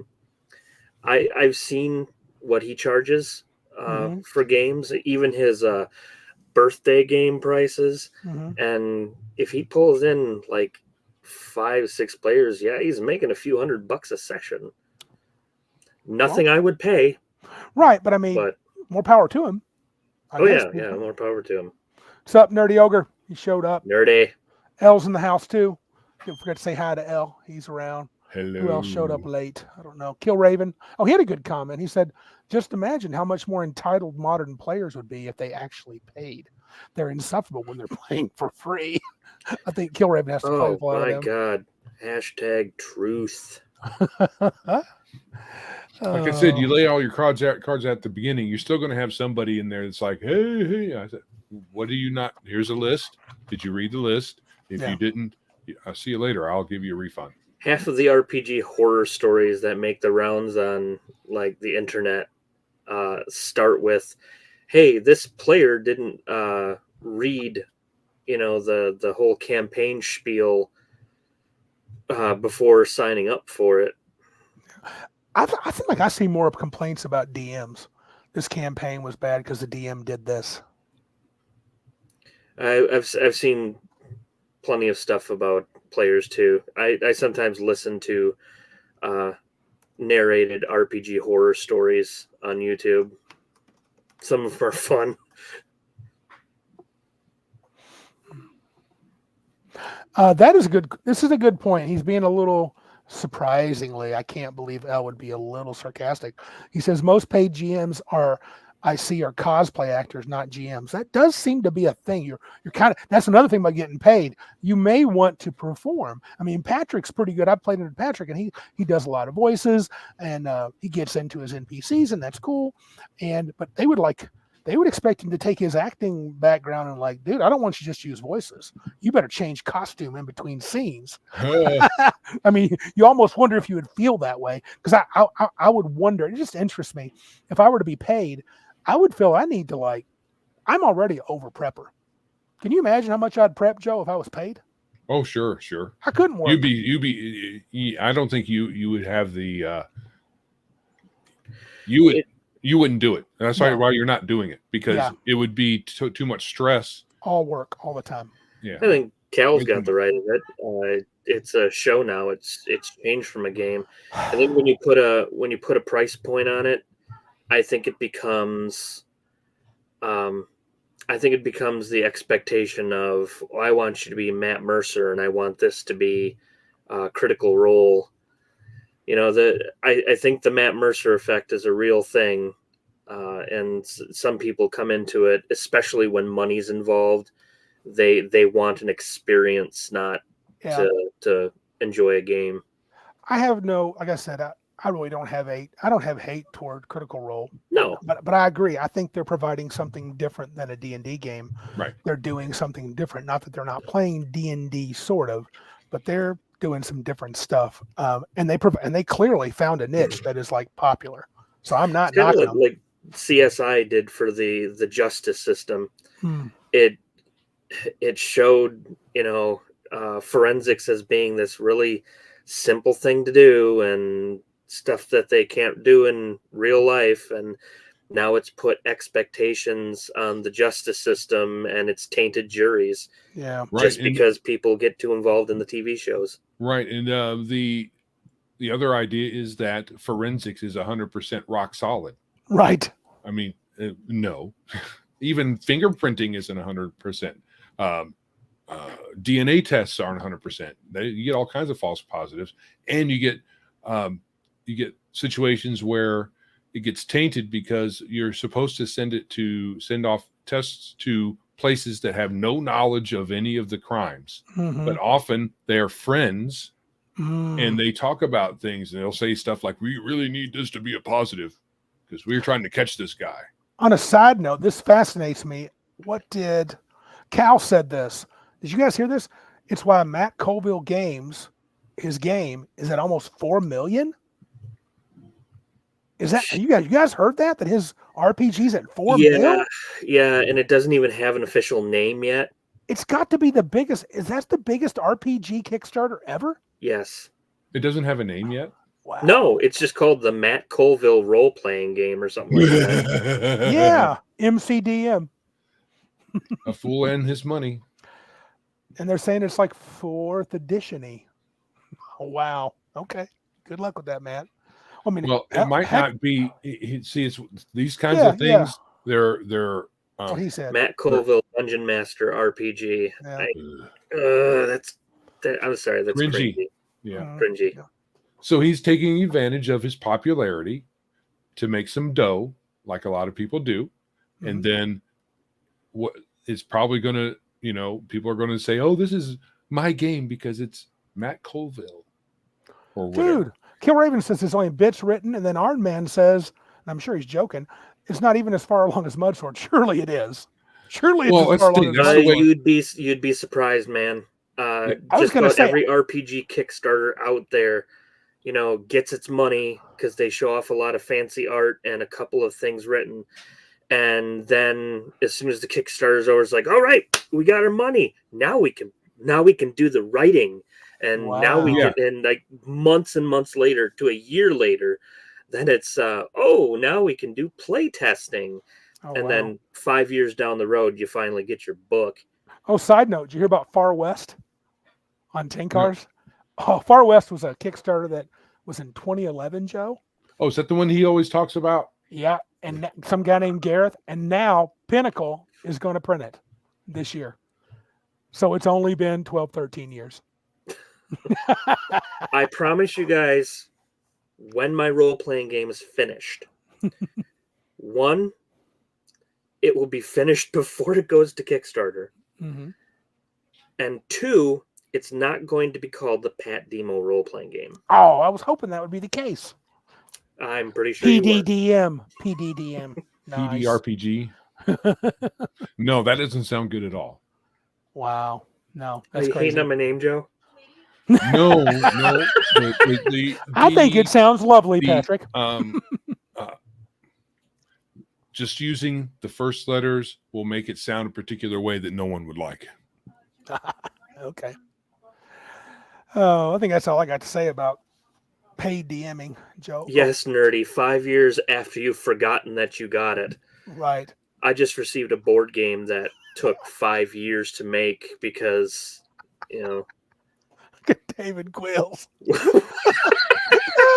Some of the I'm saying it. Some of the MCDM, RPG, LGBTQ, LOL plus pages are on Kickstarter and they look terrible.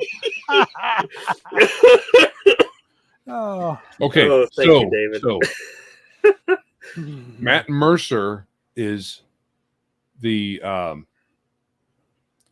voice actor guy. Yes. That's different from Matt Colville. Matt Colville is he's the advice guy on YouTube. And he has an RPG book series. Strongholds was a big one for 5e. They're perfectly good books, but it's like, wow, with this Kickstarter, man, are you putting the cart before the horse? Well, a lot of people, like you said, lots of even physical products that aren't RPGs. When they go to Kickstarter, they go there to get everything funded, even research and development, prototyping, all that stuff. Yeah. So they don't have anything; they just have a concept. Here's our concept. We want you guys to back it. David, he says, I disagree about the Stronghold book. He goes, I disagree about the Stronghold book, and I'm willing to argue about it at length. You disagree about what? That it exists? I mean, no, did someone have an opinion? Oh. I don't know anything about the Stronghold books. I will take anybody's advice on what it's like and then not care because I don't own any of them. I don't plan on buying any of them. No, it's for 5e, so it totally missed Joe. I saw it, but didn't buy it. In his defense, Cal says he always delivered on time. That's important. Yes. So if that happens, then good for him. Yeah, I'm good. Somebody delivered on time. Maybe it's the Overwatch questions. All right. I think that's all I'm going to say about when we got way off track there. You want to move into the next segment, Joe? What are you thinking, man? You're the helm. I'm just going to say nobody that makes money off of the RPG hobby should throw mud at paid DMs. I mean, they're still making money off of the game. I agree. One way or another. Maybe you think that making a game is more honorable than running the game for money, but you're still making money one way or the other. It's not like you're doing anything unethical, I don't think. Okay, is Nerdy Ogre's question for me? Probably. He says, stupid question. What's with the hat? I am the CEO of Pointy Hat Games, and my hat is kind of our mascot. I can't see the point. Aside from Brimley. I don't think you can see the point. Back. The point's in the back. Okay, yeah. Yeah, okay, gotcha. All right. I think you're right, Joe. I think that's true. I 100% agree. I mean, you shouldn't. Right. I don't want to throw stones at those paid DMs, man. Do it if you can. You like it. But I do have a full head of hair. Luscious hair. So. David Will says, I run for my wife and kids, so I get paid in seeing them have a good time. Yep. That's cool. That's awesome. Max says, I'll throw mud. Gamer gigolos. Right on, dude. I'm not telling you how to think. I'm just saying, in my opinion, I don't think it's that big of a Joe's telling you how to think, Max. Stop it. Stop your thinking. No, you should. No, you wanna. Let's move on. You wanna be a paid GM. You know, work it, pimp. Get that dollar. Right. All right. So we are finally doing this segment after we've talked about it for years. Pushed off. I don't know how many, different episodes where we just ran out of time. So hold on. Joe's starting to sound a little.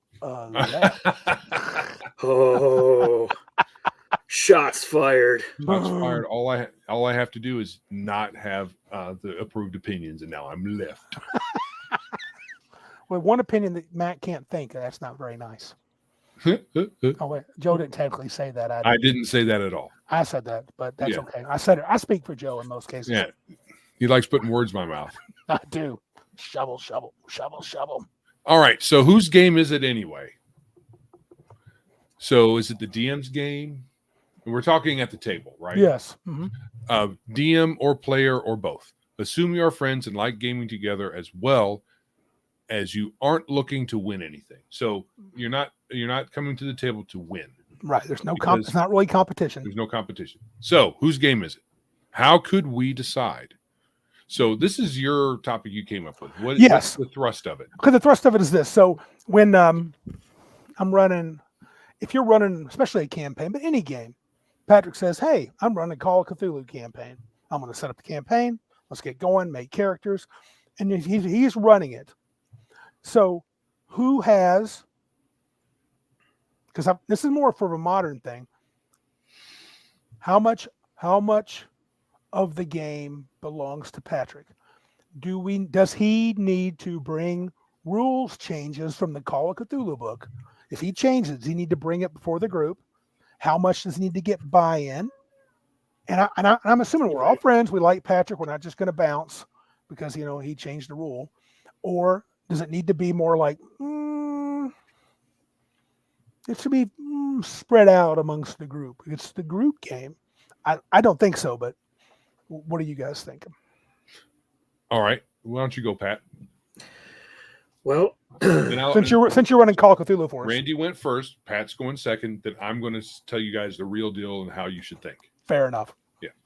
Okay. In that case, Joe, you can go, and then I can tell you what to think. But no, I really do firmly believe that the game is both the players and the DM. I mean, yes, the DM makes the world. The DM, tells the story. And what I mean by story, before anybody jumps down my throat, don't qualify for these heathens. Yes. There's the DM does write, the skeleton of a story. They're gonna write the story beats. They're gonna know the plot.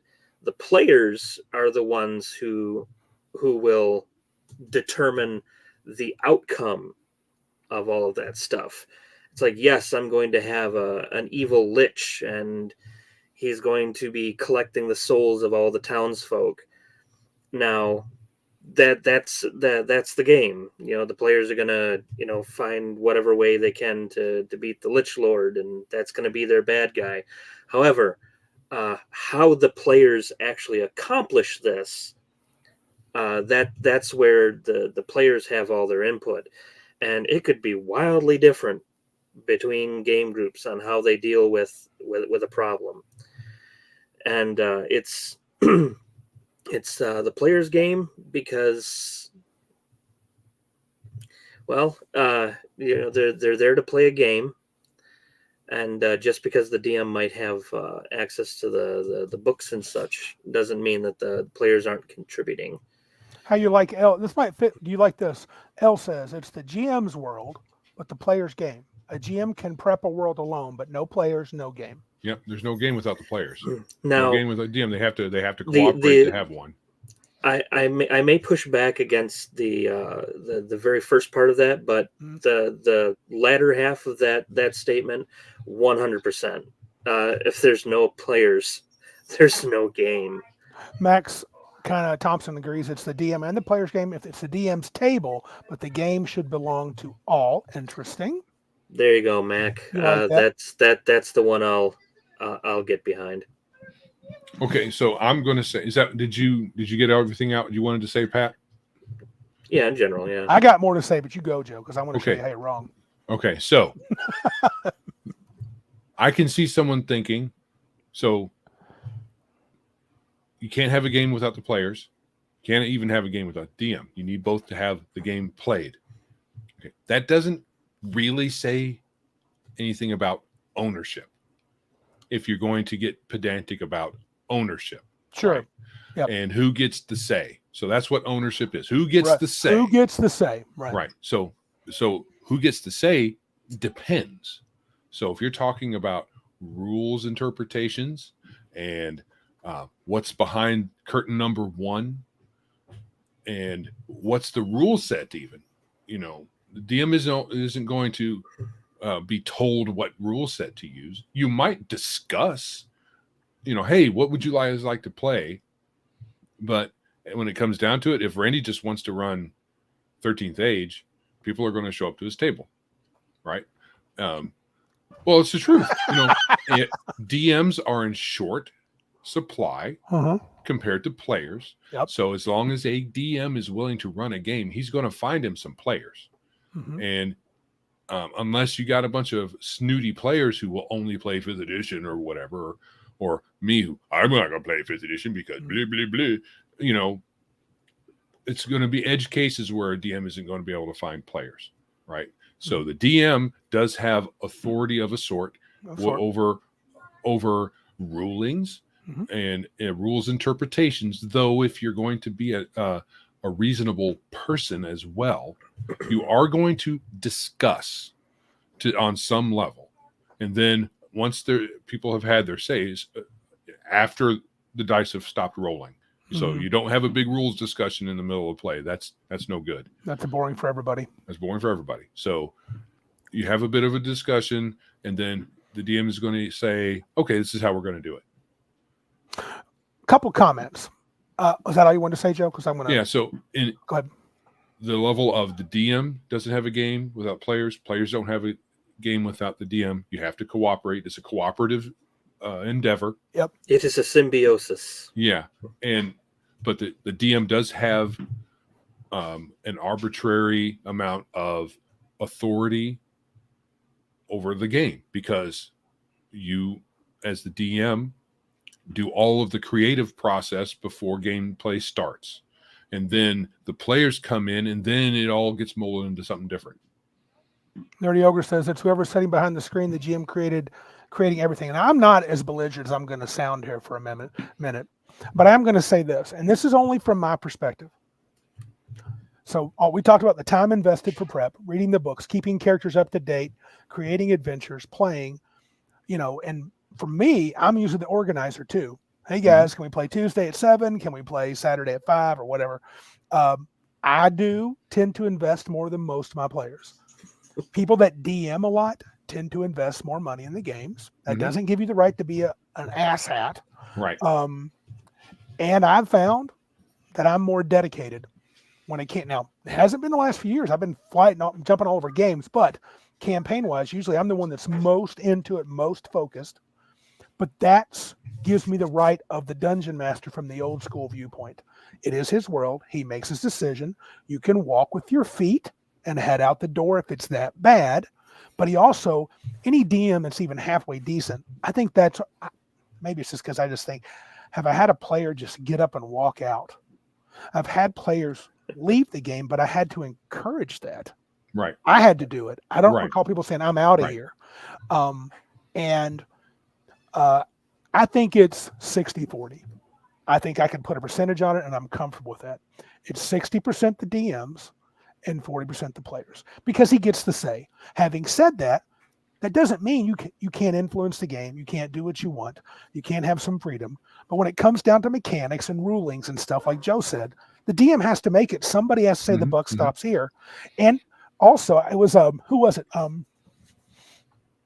Kyle on Nerd Cognito, I think today said this. I thought it was really good. He said DMs often are the ones, like when players like, I should be able to do this. Why can't I do this with this rule? Or why can't I do this with this build? The DMs know, most DMs know what's best for the campaign. Sometimes I've said no to things that weren't particularly game breaking, just because I said, that could get a little wonky or screwy in the game later on. And I know more than the players do. Right. Of what's coming up and what they're going to have opportunities have, and how the game plays, especially if it's a new game. And so I think they have to have a little more weight. I'm not inclined to be like, let's all vote if this rule can happen, but I will listen. If a lot of my players are like, Randy, this is how the rule should work, and look at this and this, and I'm usually like, you joking? I'll be like, yeah, okay, sounds good. We'll do it that way. But until it stops working good. Correct. Right? Or working well.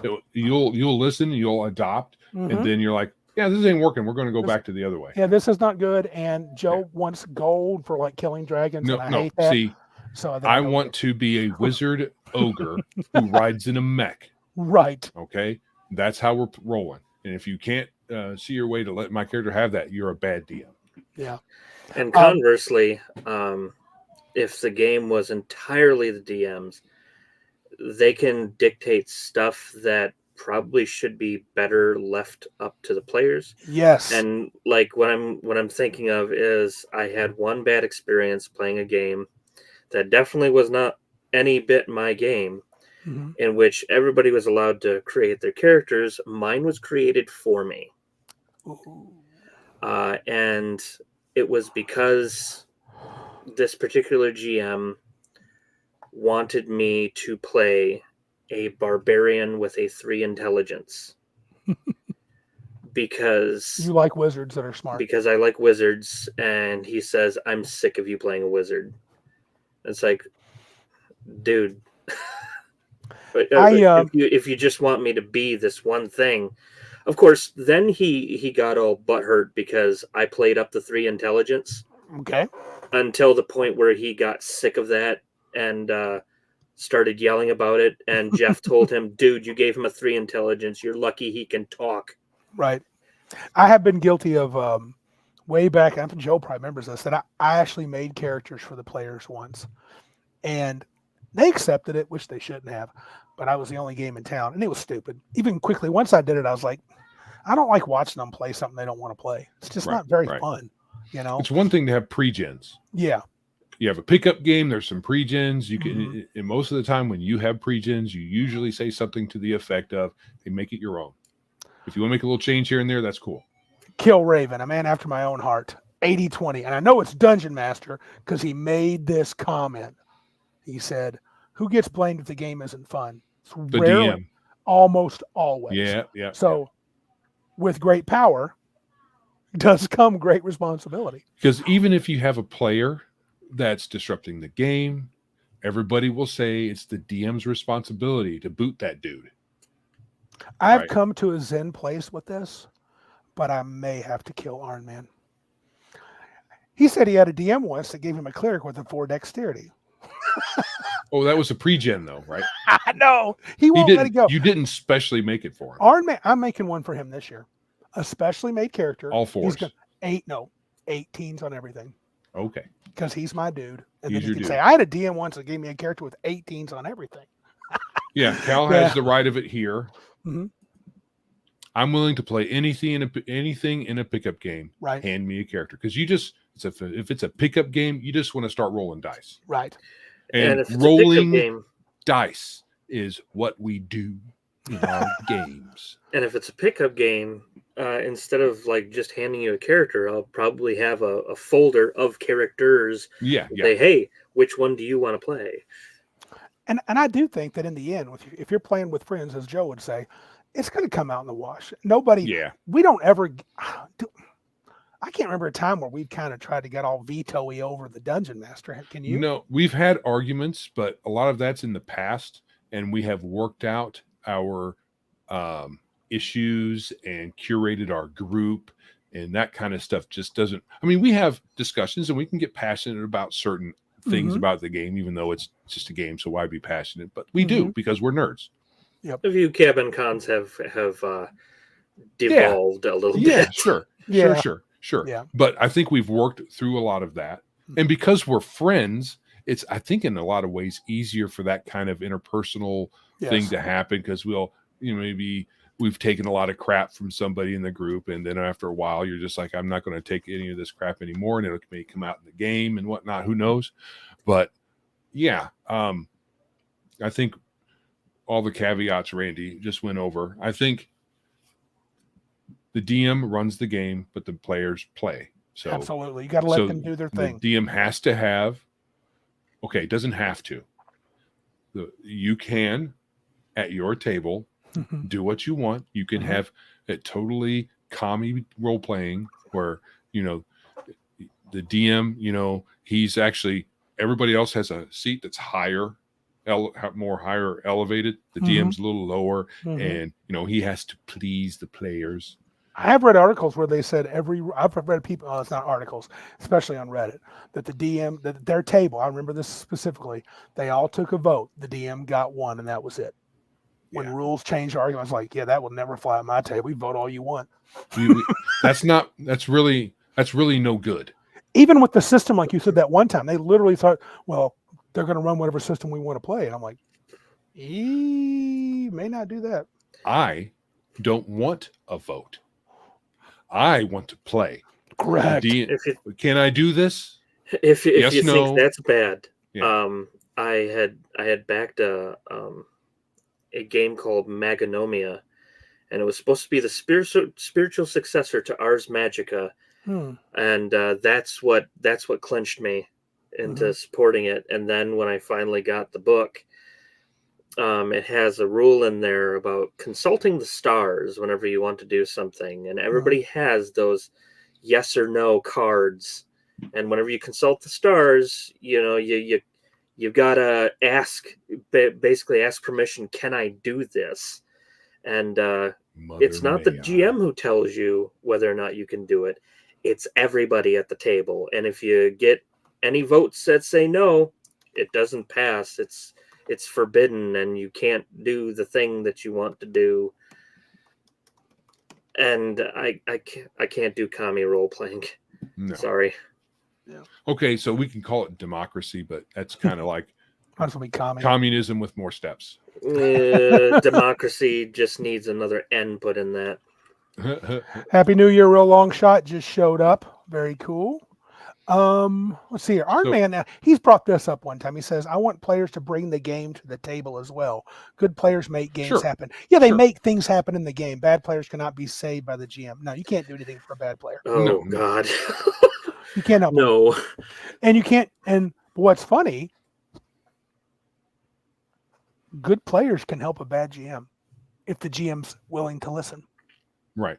If what makes them a bad GM is that they don't listen to anybody, no. But if they just don't know that many of the rules, they don't know how to run a game very well, and they always got questions. Yeah. The players can help boost it up. So I think now, whose game is it? It's more the GM's.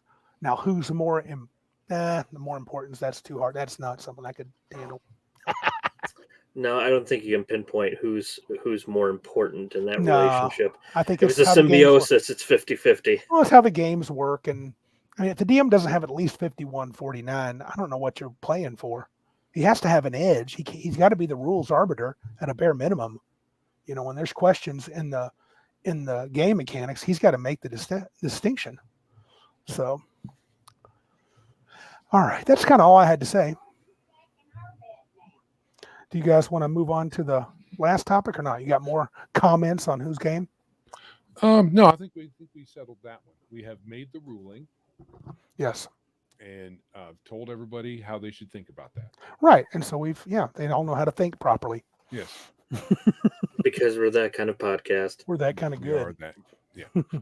All right. So our second to last bit here is Happy New Year. Yeah, man. This is January 2nd.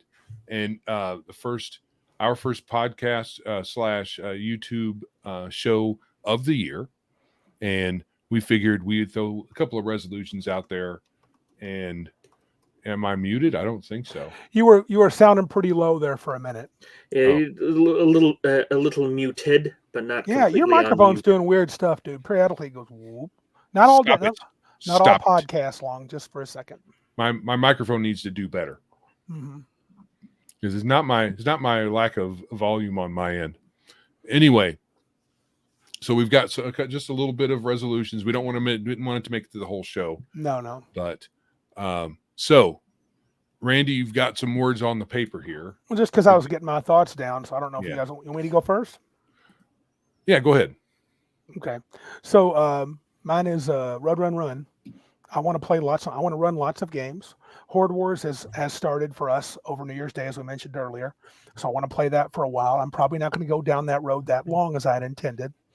Then I want to do Dungeons and Delvers, and I want to finish up with Castles and Crusades. And I feel like I will have seen all the things I've needed to see. I may, with Castles of Crusades, I don't think I'm going to have a need to go back and look at first or second edition. And then I'm going to work on my game. Joe's microphone needs to make a resolution to do better. Says Larry Elliott. Although I don't think I want a microphone that can independently think. Might become an issue. Ideally, I would like to have a report that, yes, we gamed every time we showed up. Ideally. If not 3 out of 4 times. I don't want us to have as many. Didn't do anything this week. That's kind of a big part of it. We could just not say that we didn't game. That's what we'll do, so we won't say it as much. But I think every other week is fine. It is. I've got another game too that I'm playing in the Minder setting, the one I talk about with Earth X and Savage Worlds and all that. So between playing in ours. the Horde Wars thing, yeah, and then our thing, we should have plenty. Yeah, and then you'll have your extra stuff. Yeah, I want to create a mini setting or an adventure for Horde Wars, and I've decided on 3 things now that Mud Sword is going to have. They're going to have a faster initiative. It's probably either going to be Horde Wars style or it's going to be side initiative. Like David Quill said, I'm going to experiment with roll initiative. Whoever wins, the players go in any order they want. If they win, I go in any order I want because the DM always goes in the order he wants when he wins. I want spell points. And last night, your wife's character confirmed in my mind, I fully hate shooting bows in melee. It's a dog poop rule. Yeah, no shooting in the face. In every game, I hate it. Every single game. 13th Age, doesn't matter. Horde Wars, it's dog poop. If you have the bow, like a crossbow already prepared, I might let it happen. If they're, one shot, or if you have your bow strung and ready, you might get to shoot once. You might pull one cool Legolas move, but no more. You will not be doing it every round. If you're using a bow, your host, you better drop it and grab your sword. There was a good way for you to kind of pay for your insolence. What's that? With the sand and the worms. Oh. Recovering, you shoot a bunch of arrows. Go ahead, shoot all you want. Yeah, that's true. I did kind of get. I had not back. You're going to pay for it. I have not thought about that, but yeah, you guys lost a lot of arrows that way. Yep. Yeah. So yeah, that's definitely what I'm doing. So those are the 3 rules. Spell points. I said spell points, initiative, and no bow attacks. Arrow thing. That's the 3 things for sure. I'm sure. You could have each arrow be a standard item. That would be fun. Or it could be bulky. Each arrow could be bulky. Bulky arrows. Yeah. All right, that's just me digging in a fun way at Horde Wars. Larry Elliott, if shooting bow and melee automatic attack of opportunity, that has crossed my mind. It's the 3rd edition solution. But I'm going to also say you can't even do it. There's no way. Because I don't think you could. I mean, I'm not an expert. I don't see how you could just be in a fight other than just one quick shot if you have it strung. Okay. What do you mean by you can't? I don't think it would be likely that the greatest archer could stand within 5 feet of me if I'm a halfway skilled swordsman and shoot his bow while I'm trying to cut his face off. Yeah, so what's going to happen when they try to do that? They're not going to get any shots off. They're going to be dodging and they're going to have to let go of the arrow. They can't grab the arrow. They're putting their bow up to block it. I may be simulation. I may have them attack the bow and do a sunder maneuver.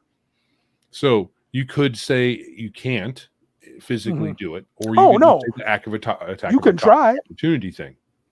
Yeah, I'm not just going to make it attack of opportunity. I'm going to make it worse than that. Oh, what would be the worst?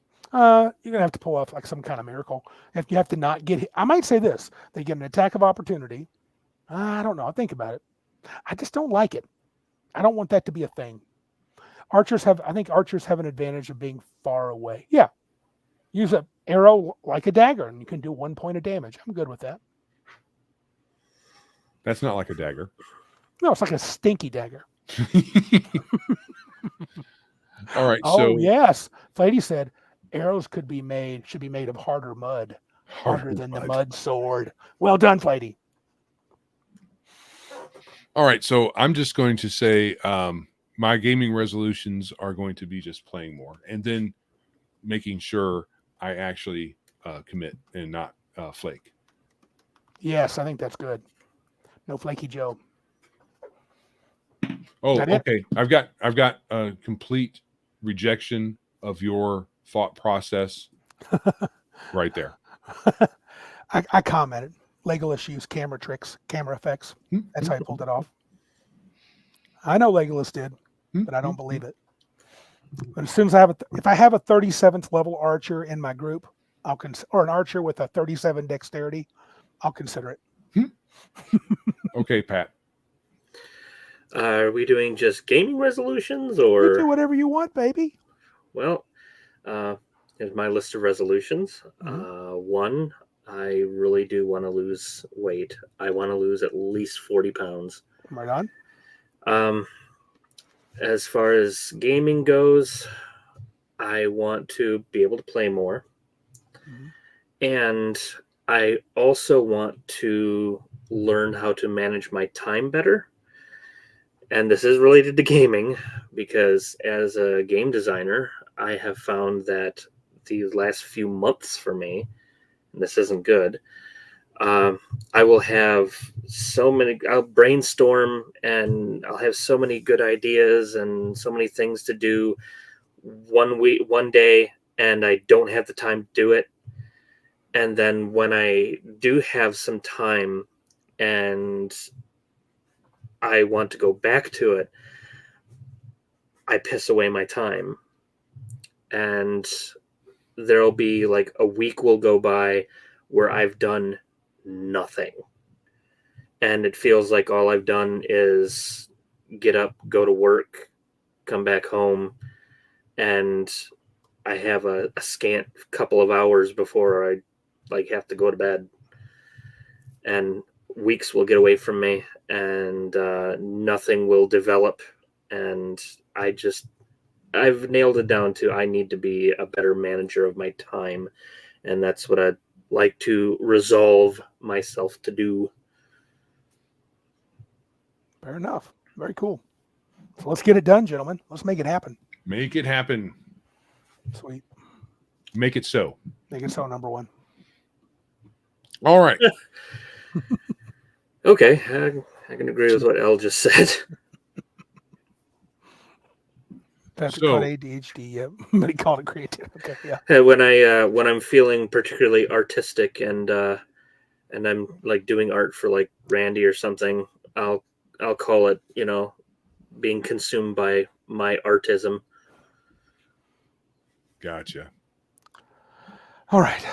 So one final note is that we have a tentative date set for Big Geek Con 2024 for September 20th through the 22nd. We're going 3 days this year, and it's same bat channel, same place. Yep. 4 Points Sheridan in Saginaw, but it's going to cost the same amount, $30.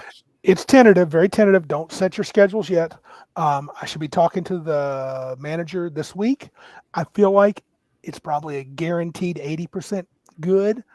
Joe's got he's got some stuff already sort of set. We're hoping it'll happen, and I think it's going to happen. I think that's going to be the dates. We're going to do some wiggling. I still got a list of all the suggestions from last year. My wife and I will pull those out, and I'll bounce them off Joe, and we'll see what little changes we might want to make for the Friday, Saturday, Sunday combo. And a full day Saturday, I think, is guaranteed. Whether Friday and Sunday will be full days, we'll see. I think that's where we're at. So those that are thinking about, I need to get time off, it'll be time off in September. I would say 99.5% chance. So yes. So the site on Tabletop Events is set, but I've got it private until we make sure of the dates. Once the dates are set in stone, it'll just be the click of a click on a web page, and it'll be ready to go. I know Cal says this problem is too far away. I totally understand that, Cal. You are out in California, Stan, so or out west anyway. I don't remember if it's California, Stan, or not, but he's out there. And for some people, yeah, it's just a shame. I wish everybody could come. That's on the stream. Yeah, some good people. I'd like to meet Cal in person.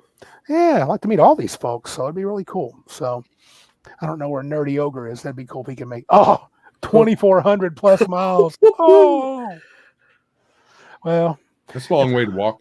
if I happen to win, not that I'm much of a lottery player, but if I happen to win the big one, Cal will be coming this year because I will send him and his wife tickets. So anyway, I'll set him up. I'll probably do something special and just offer it to everybody that's on the stream. San Antonio for Nerdy Ogre. Yeah, it's all right. I mean, if I win, what was the big one this past week? It was like 475 million. Dude, even if I get 60% of that, holy crap. If I had like 10% of that, all of my financial woes would be done. Oh, Max 1%. Max offering a little help. Mac Thompson says he will pick him up in North Dakota and drive the rest of the way. What a bargain. Wow. We are in Michigan, for those who don't know. Oh, Elle said someone won it. Oh, they won the 810 million. Wow. Whew. Even after all the ripoff from the state all the taxes from the feds, you'd still walk away with what, about 600 of that? 400. It's half. Oh, it's half. So 400. It is half. It's horrible, but if I got $400 million, wow. I wouldn't care. Yeah, I wouldn't complain about Christmas that. break would be extended for Randy. Forever. Forever. Yeah, dude. Oh, Max coming across the UP. Do it, brother. That's beautiful up there. Oh, wow. That's tough. But yeah, so that's the plan. September 2022. That is the plan tentatively. So, 408 million. I'll take it. I'll take that right now. Yeah. Not going to do the annuity.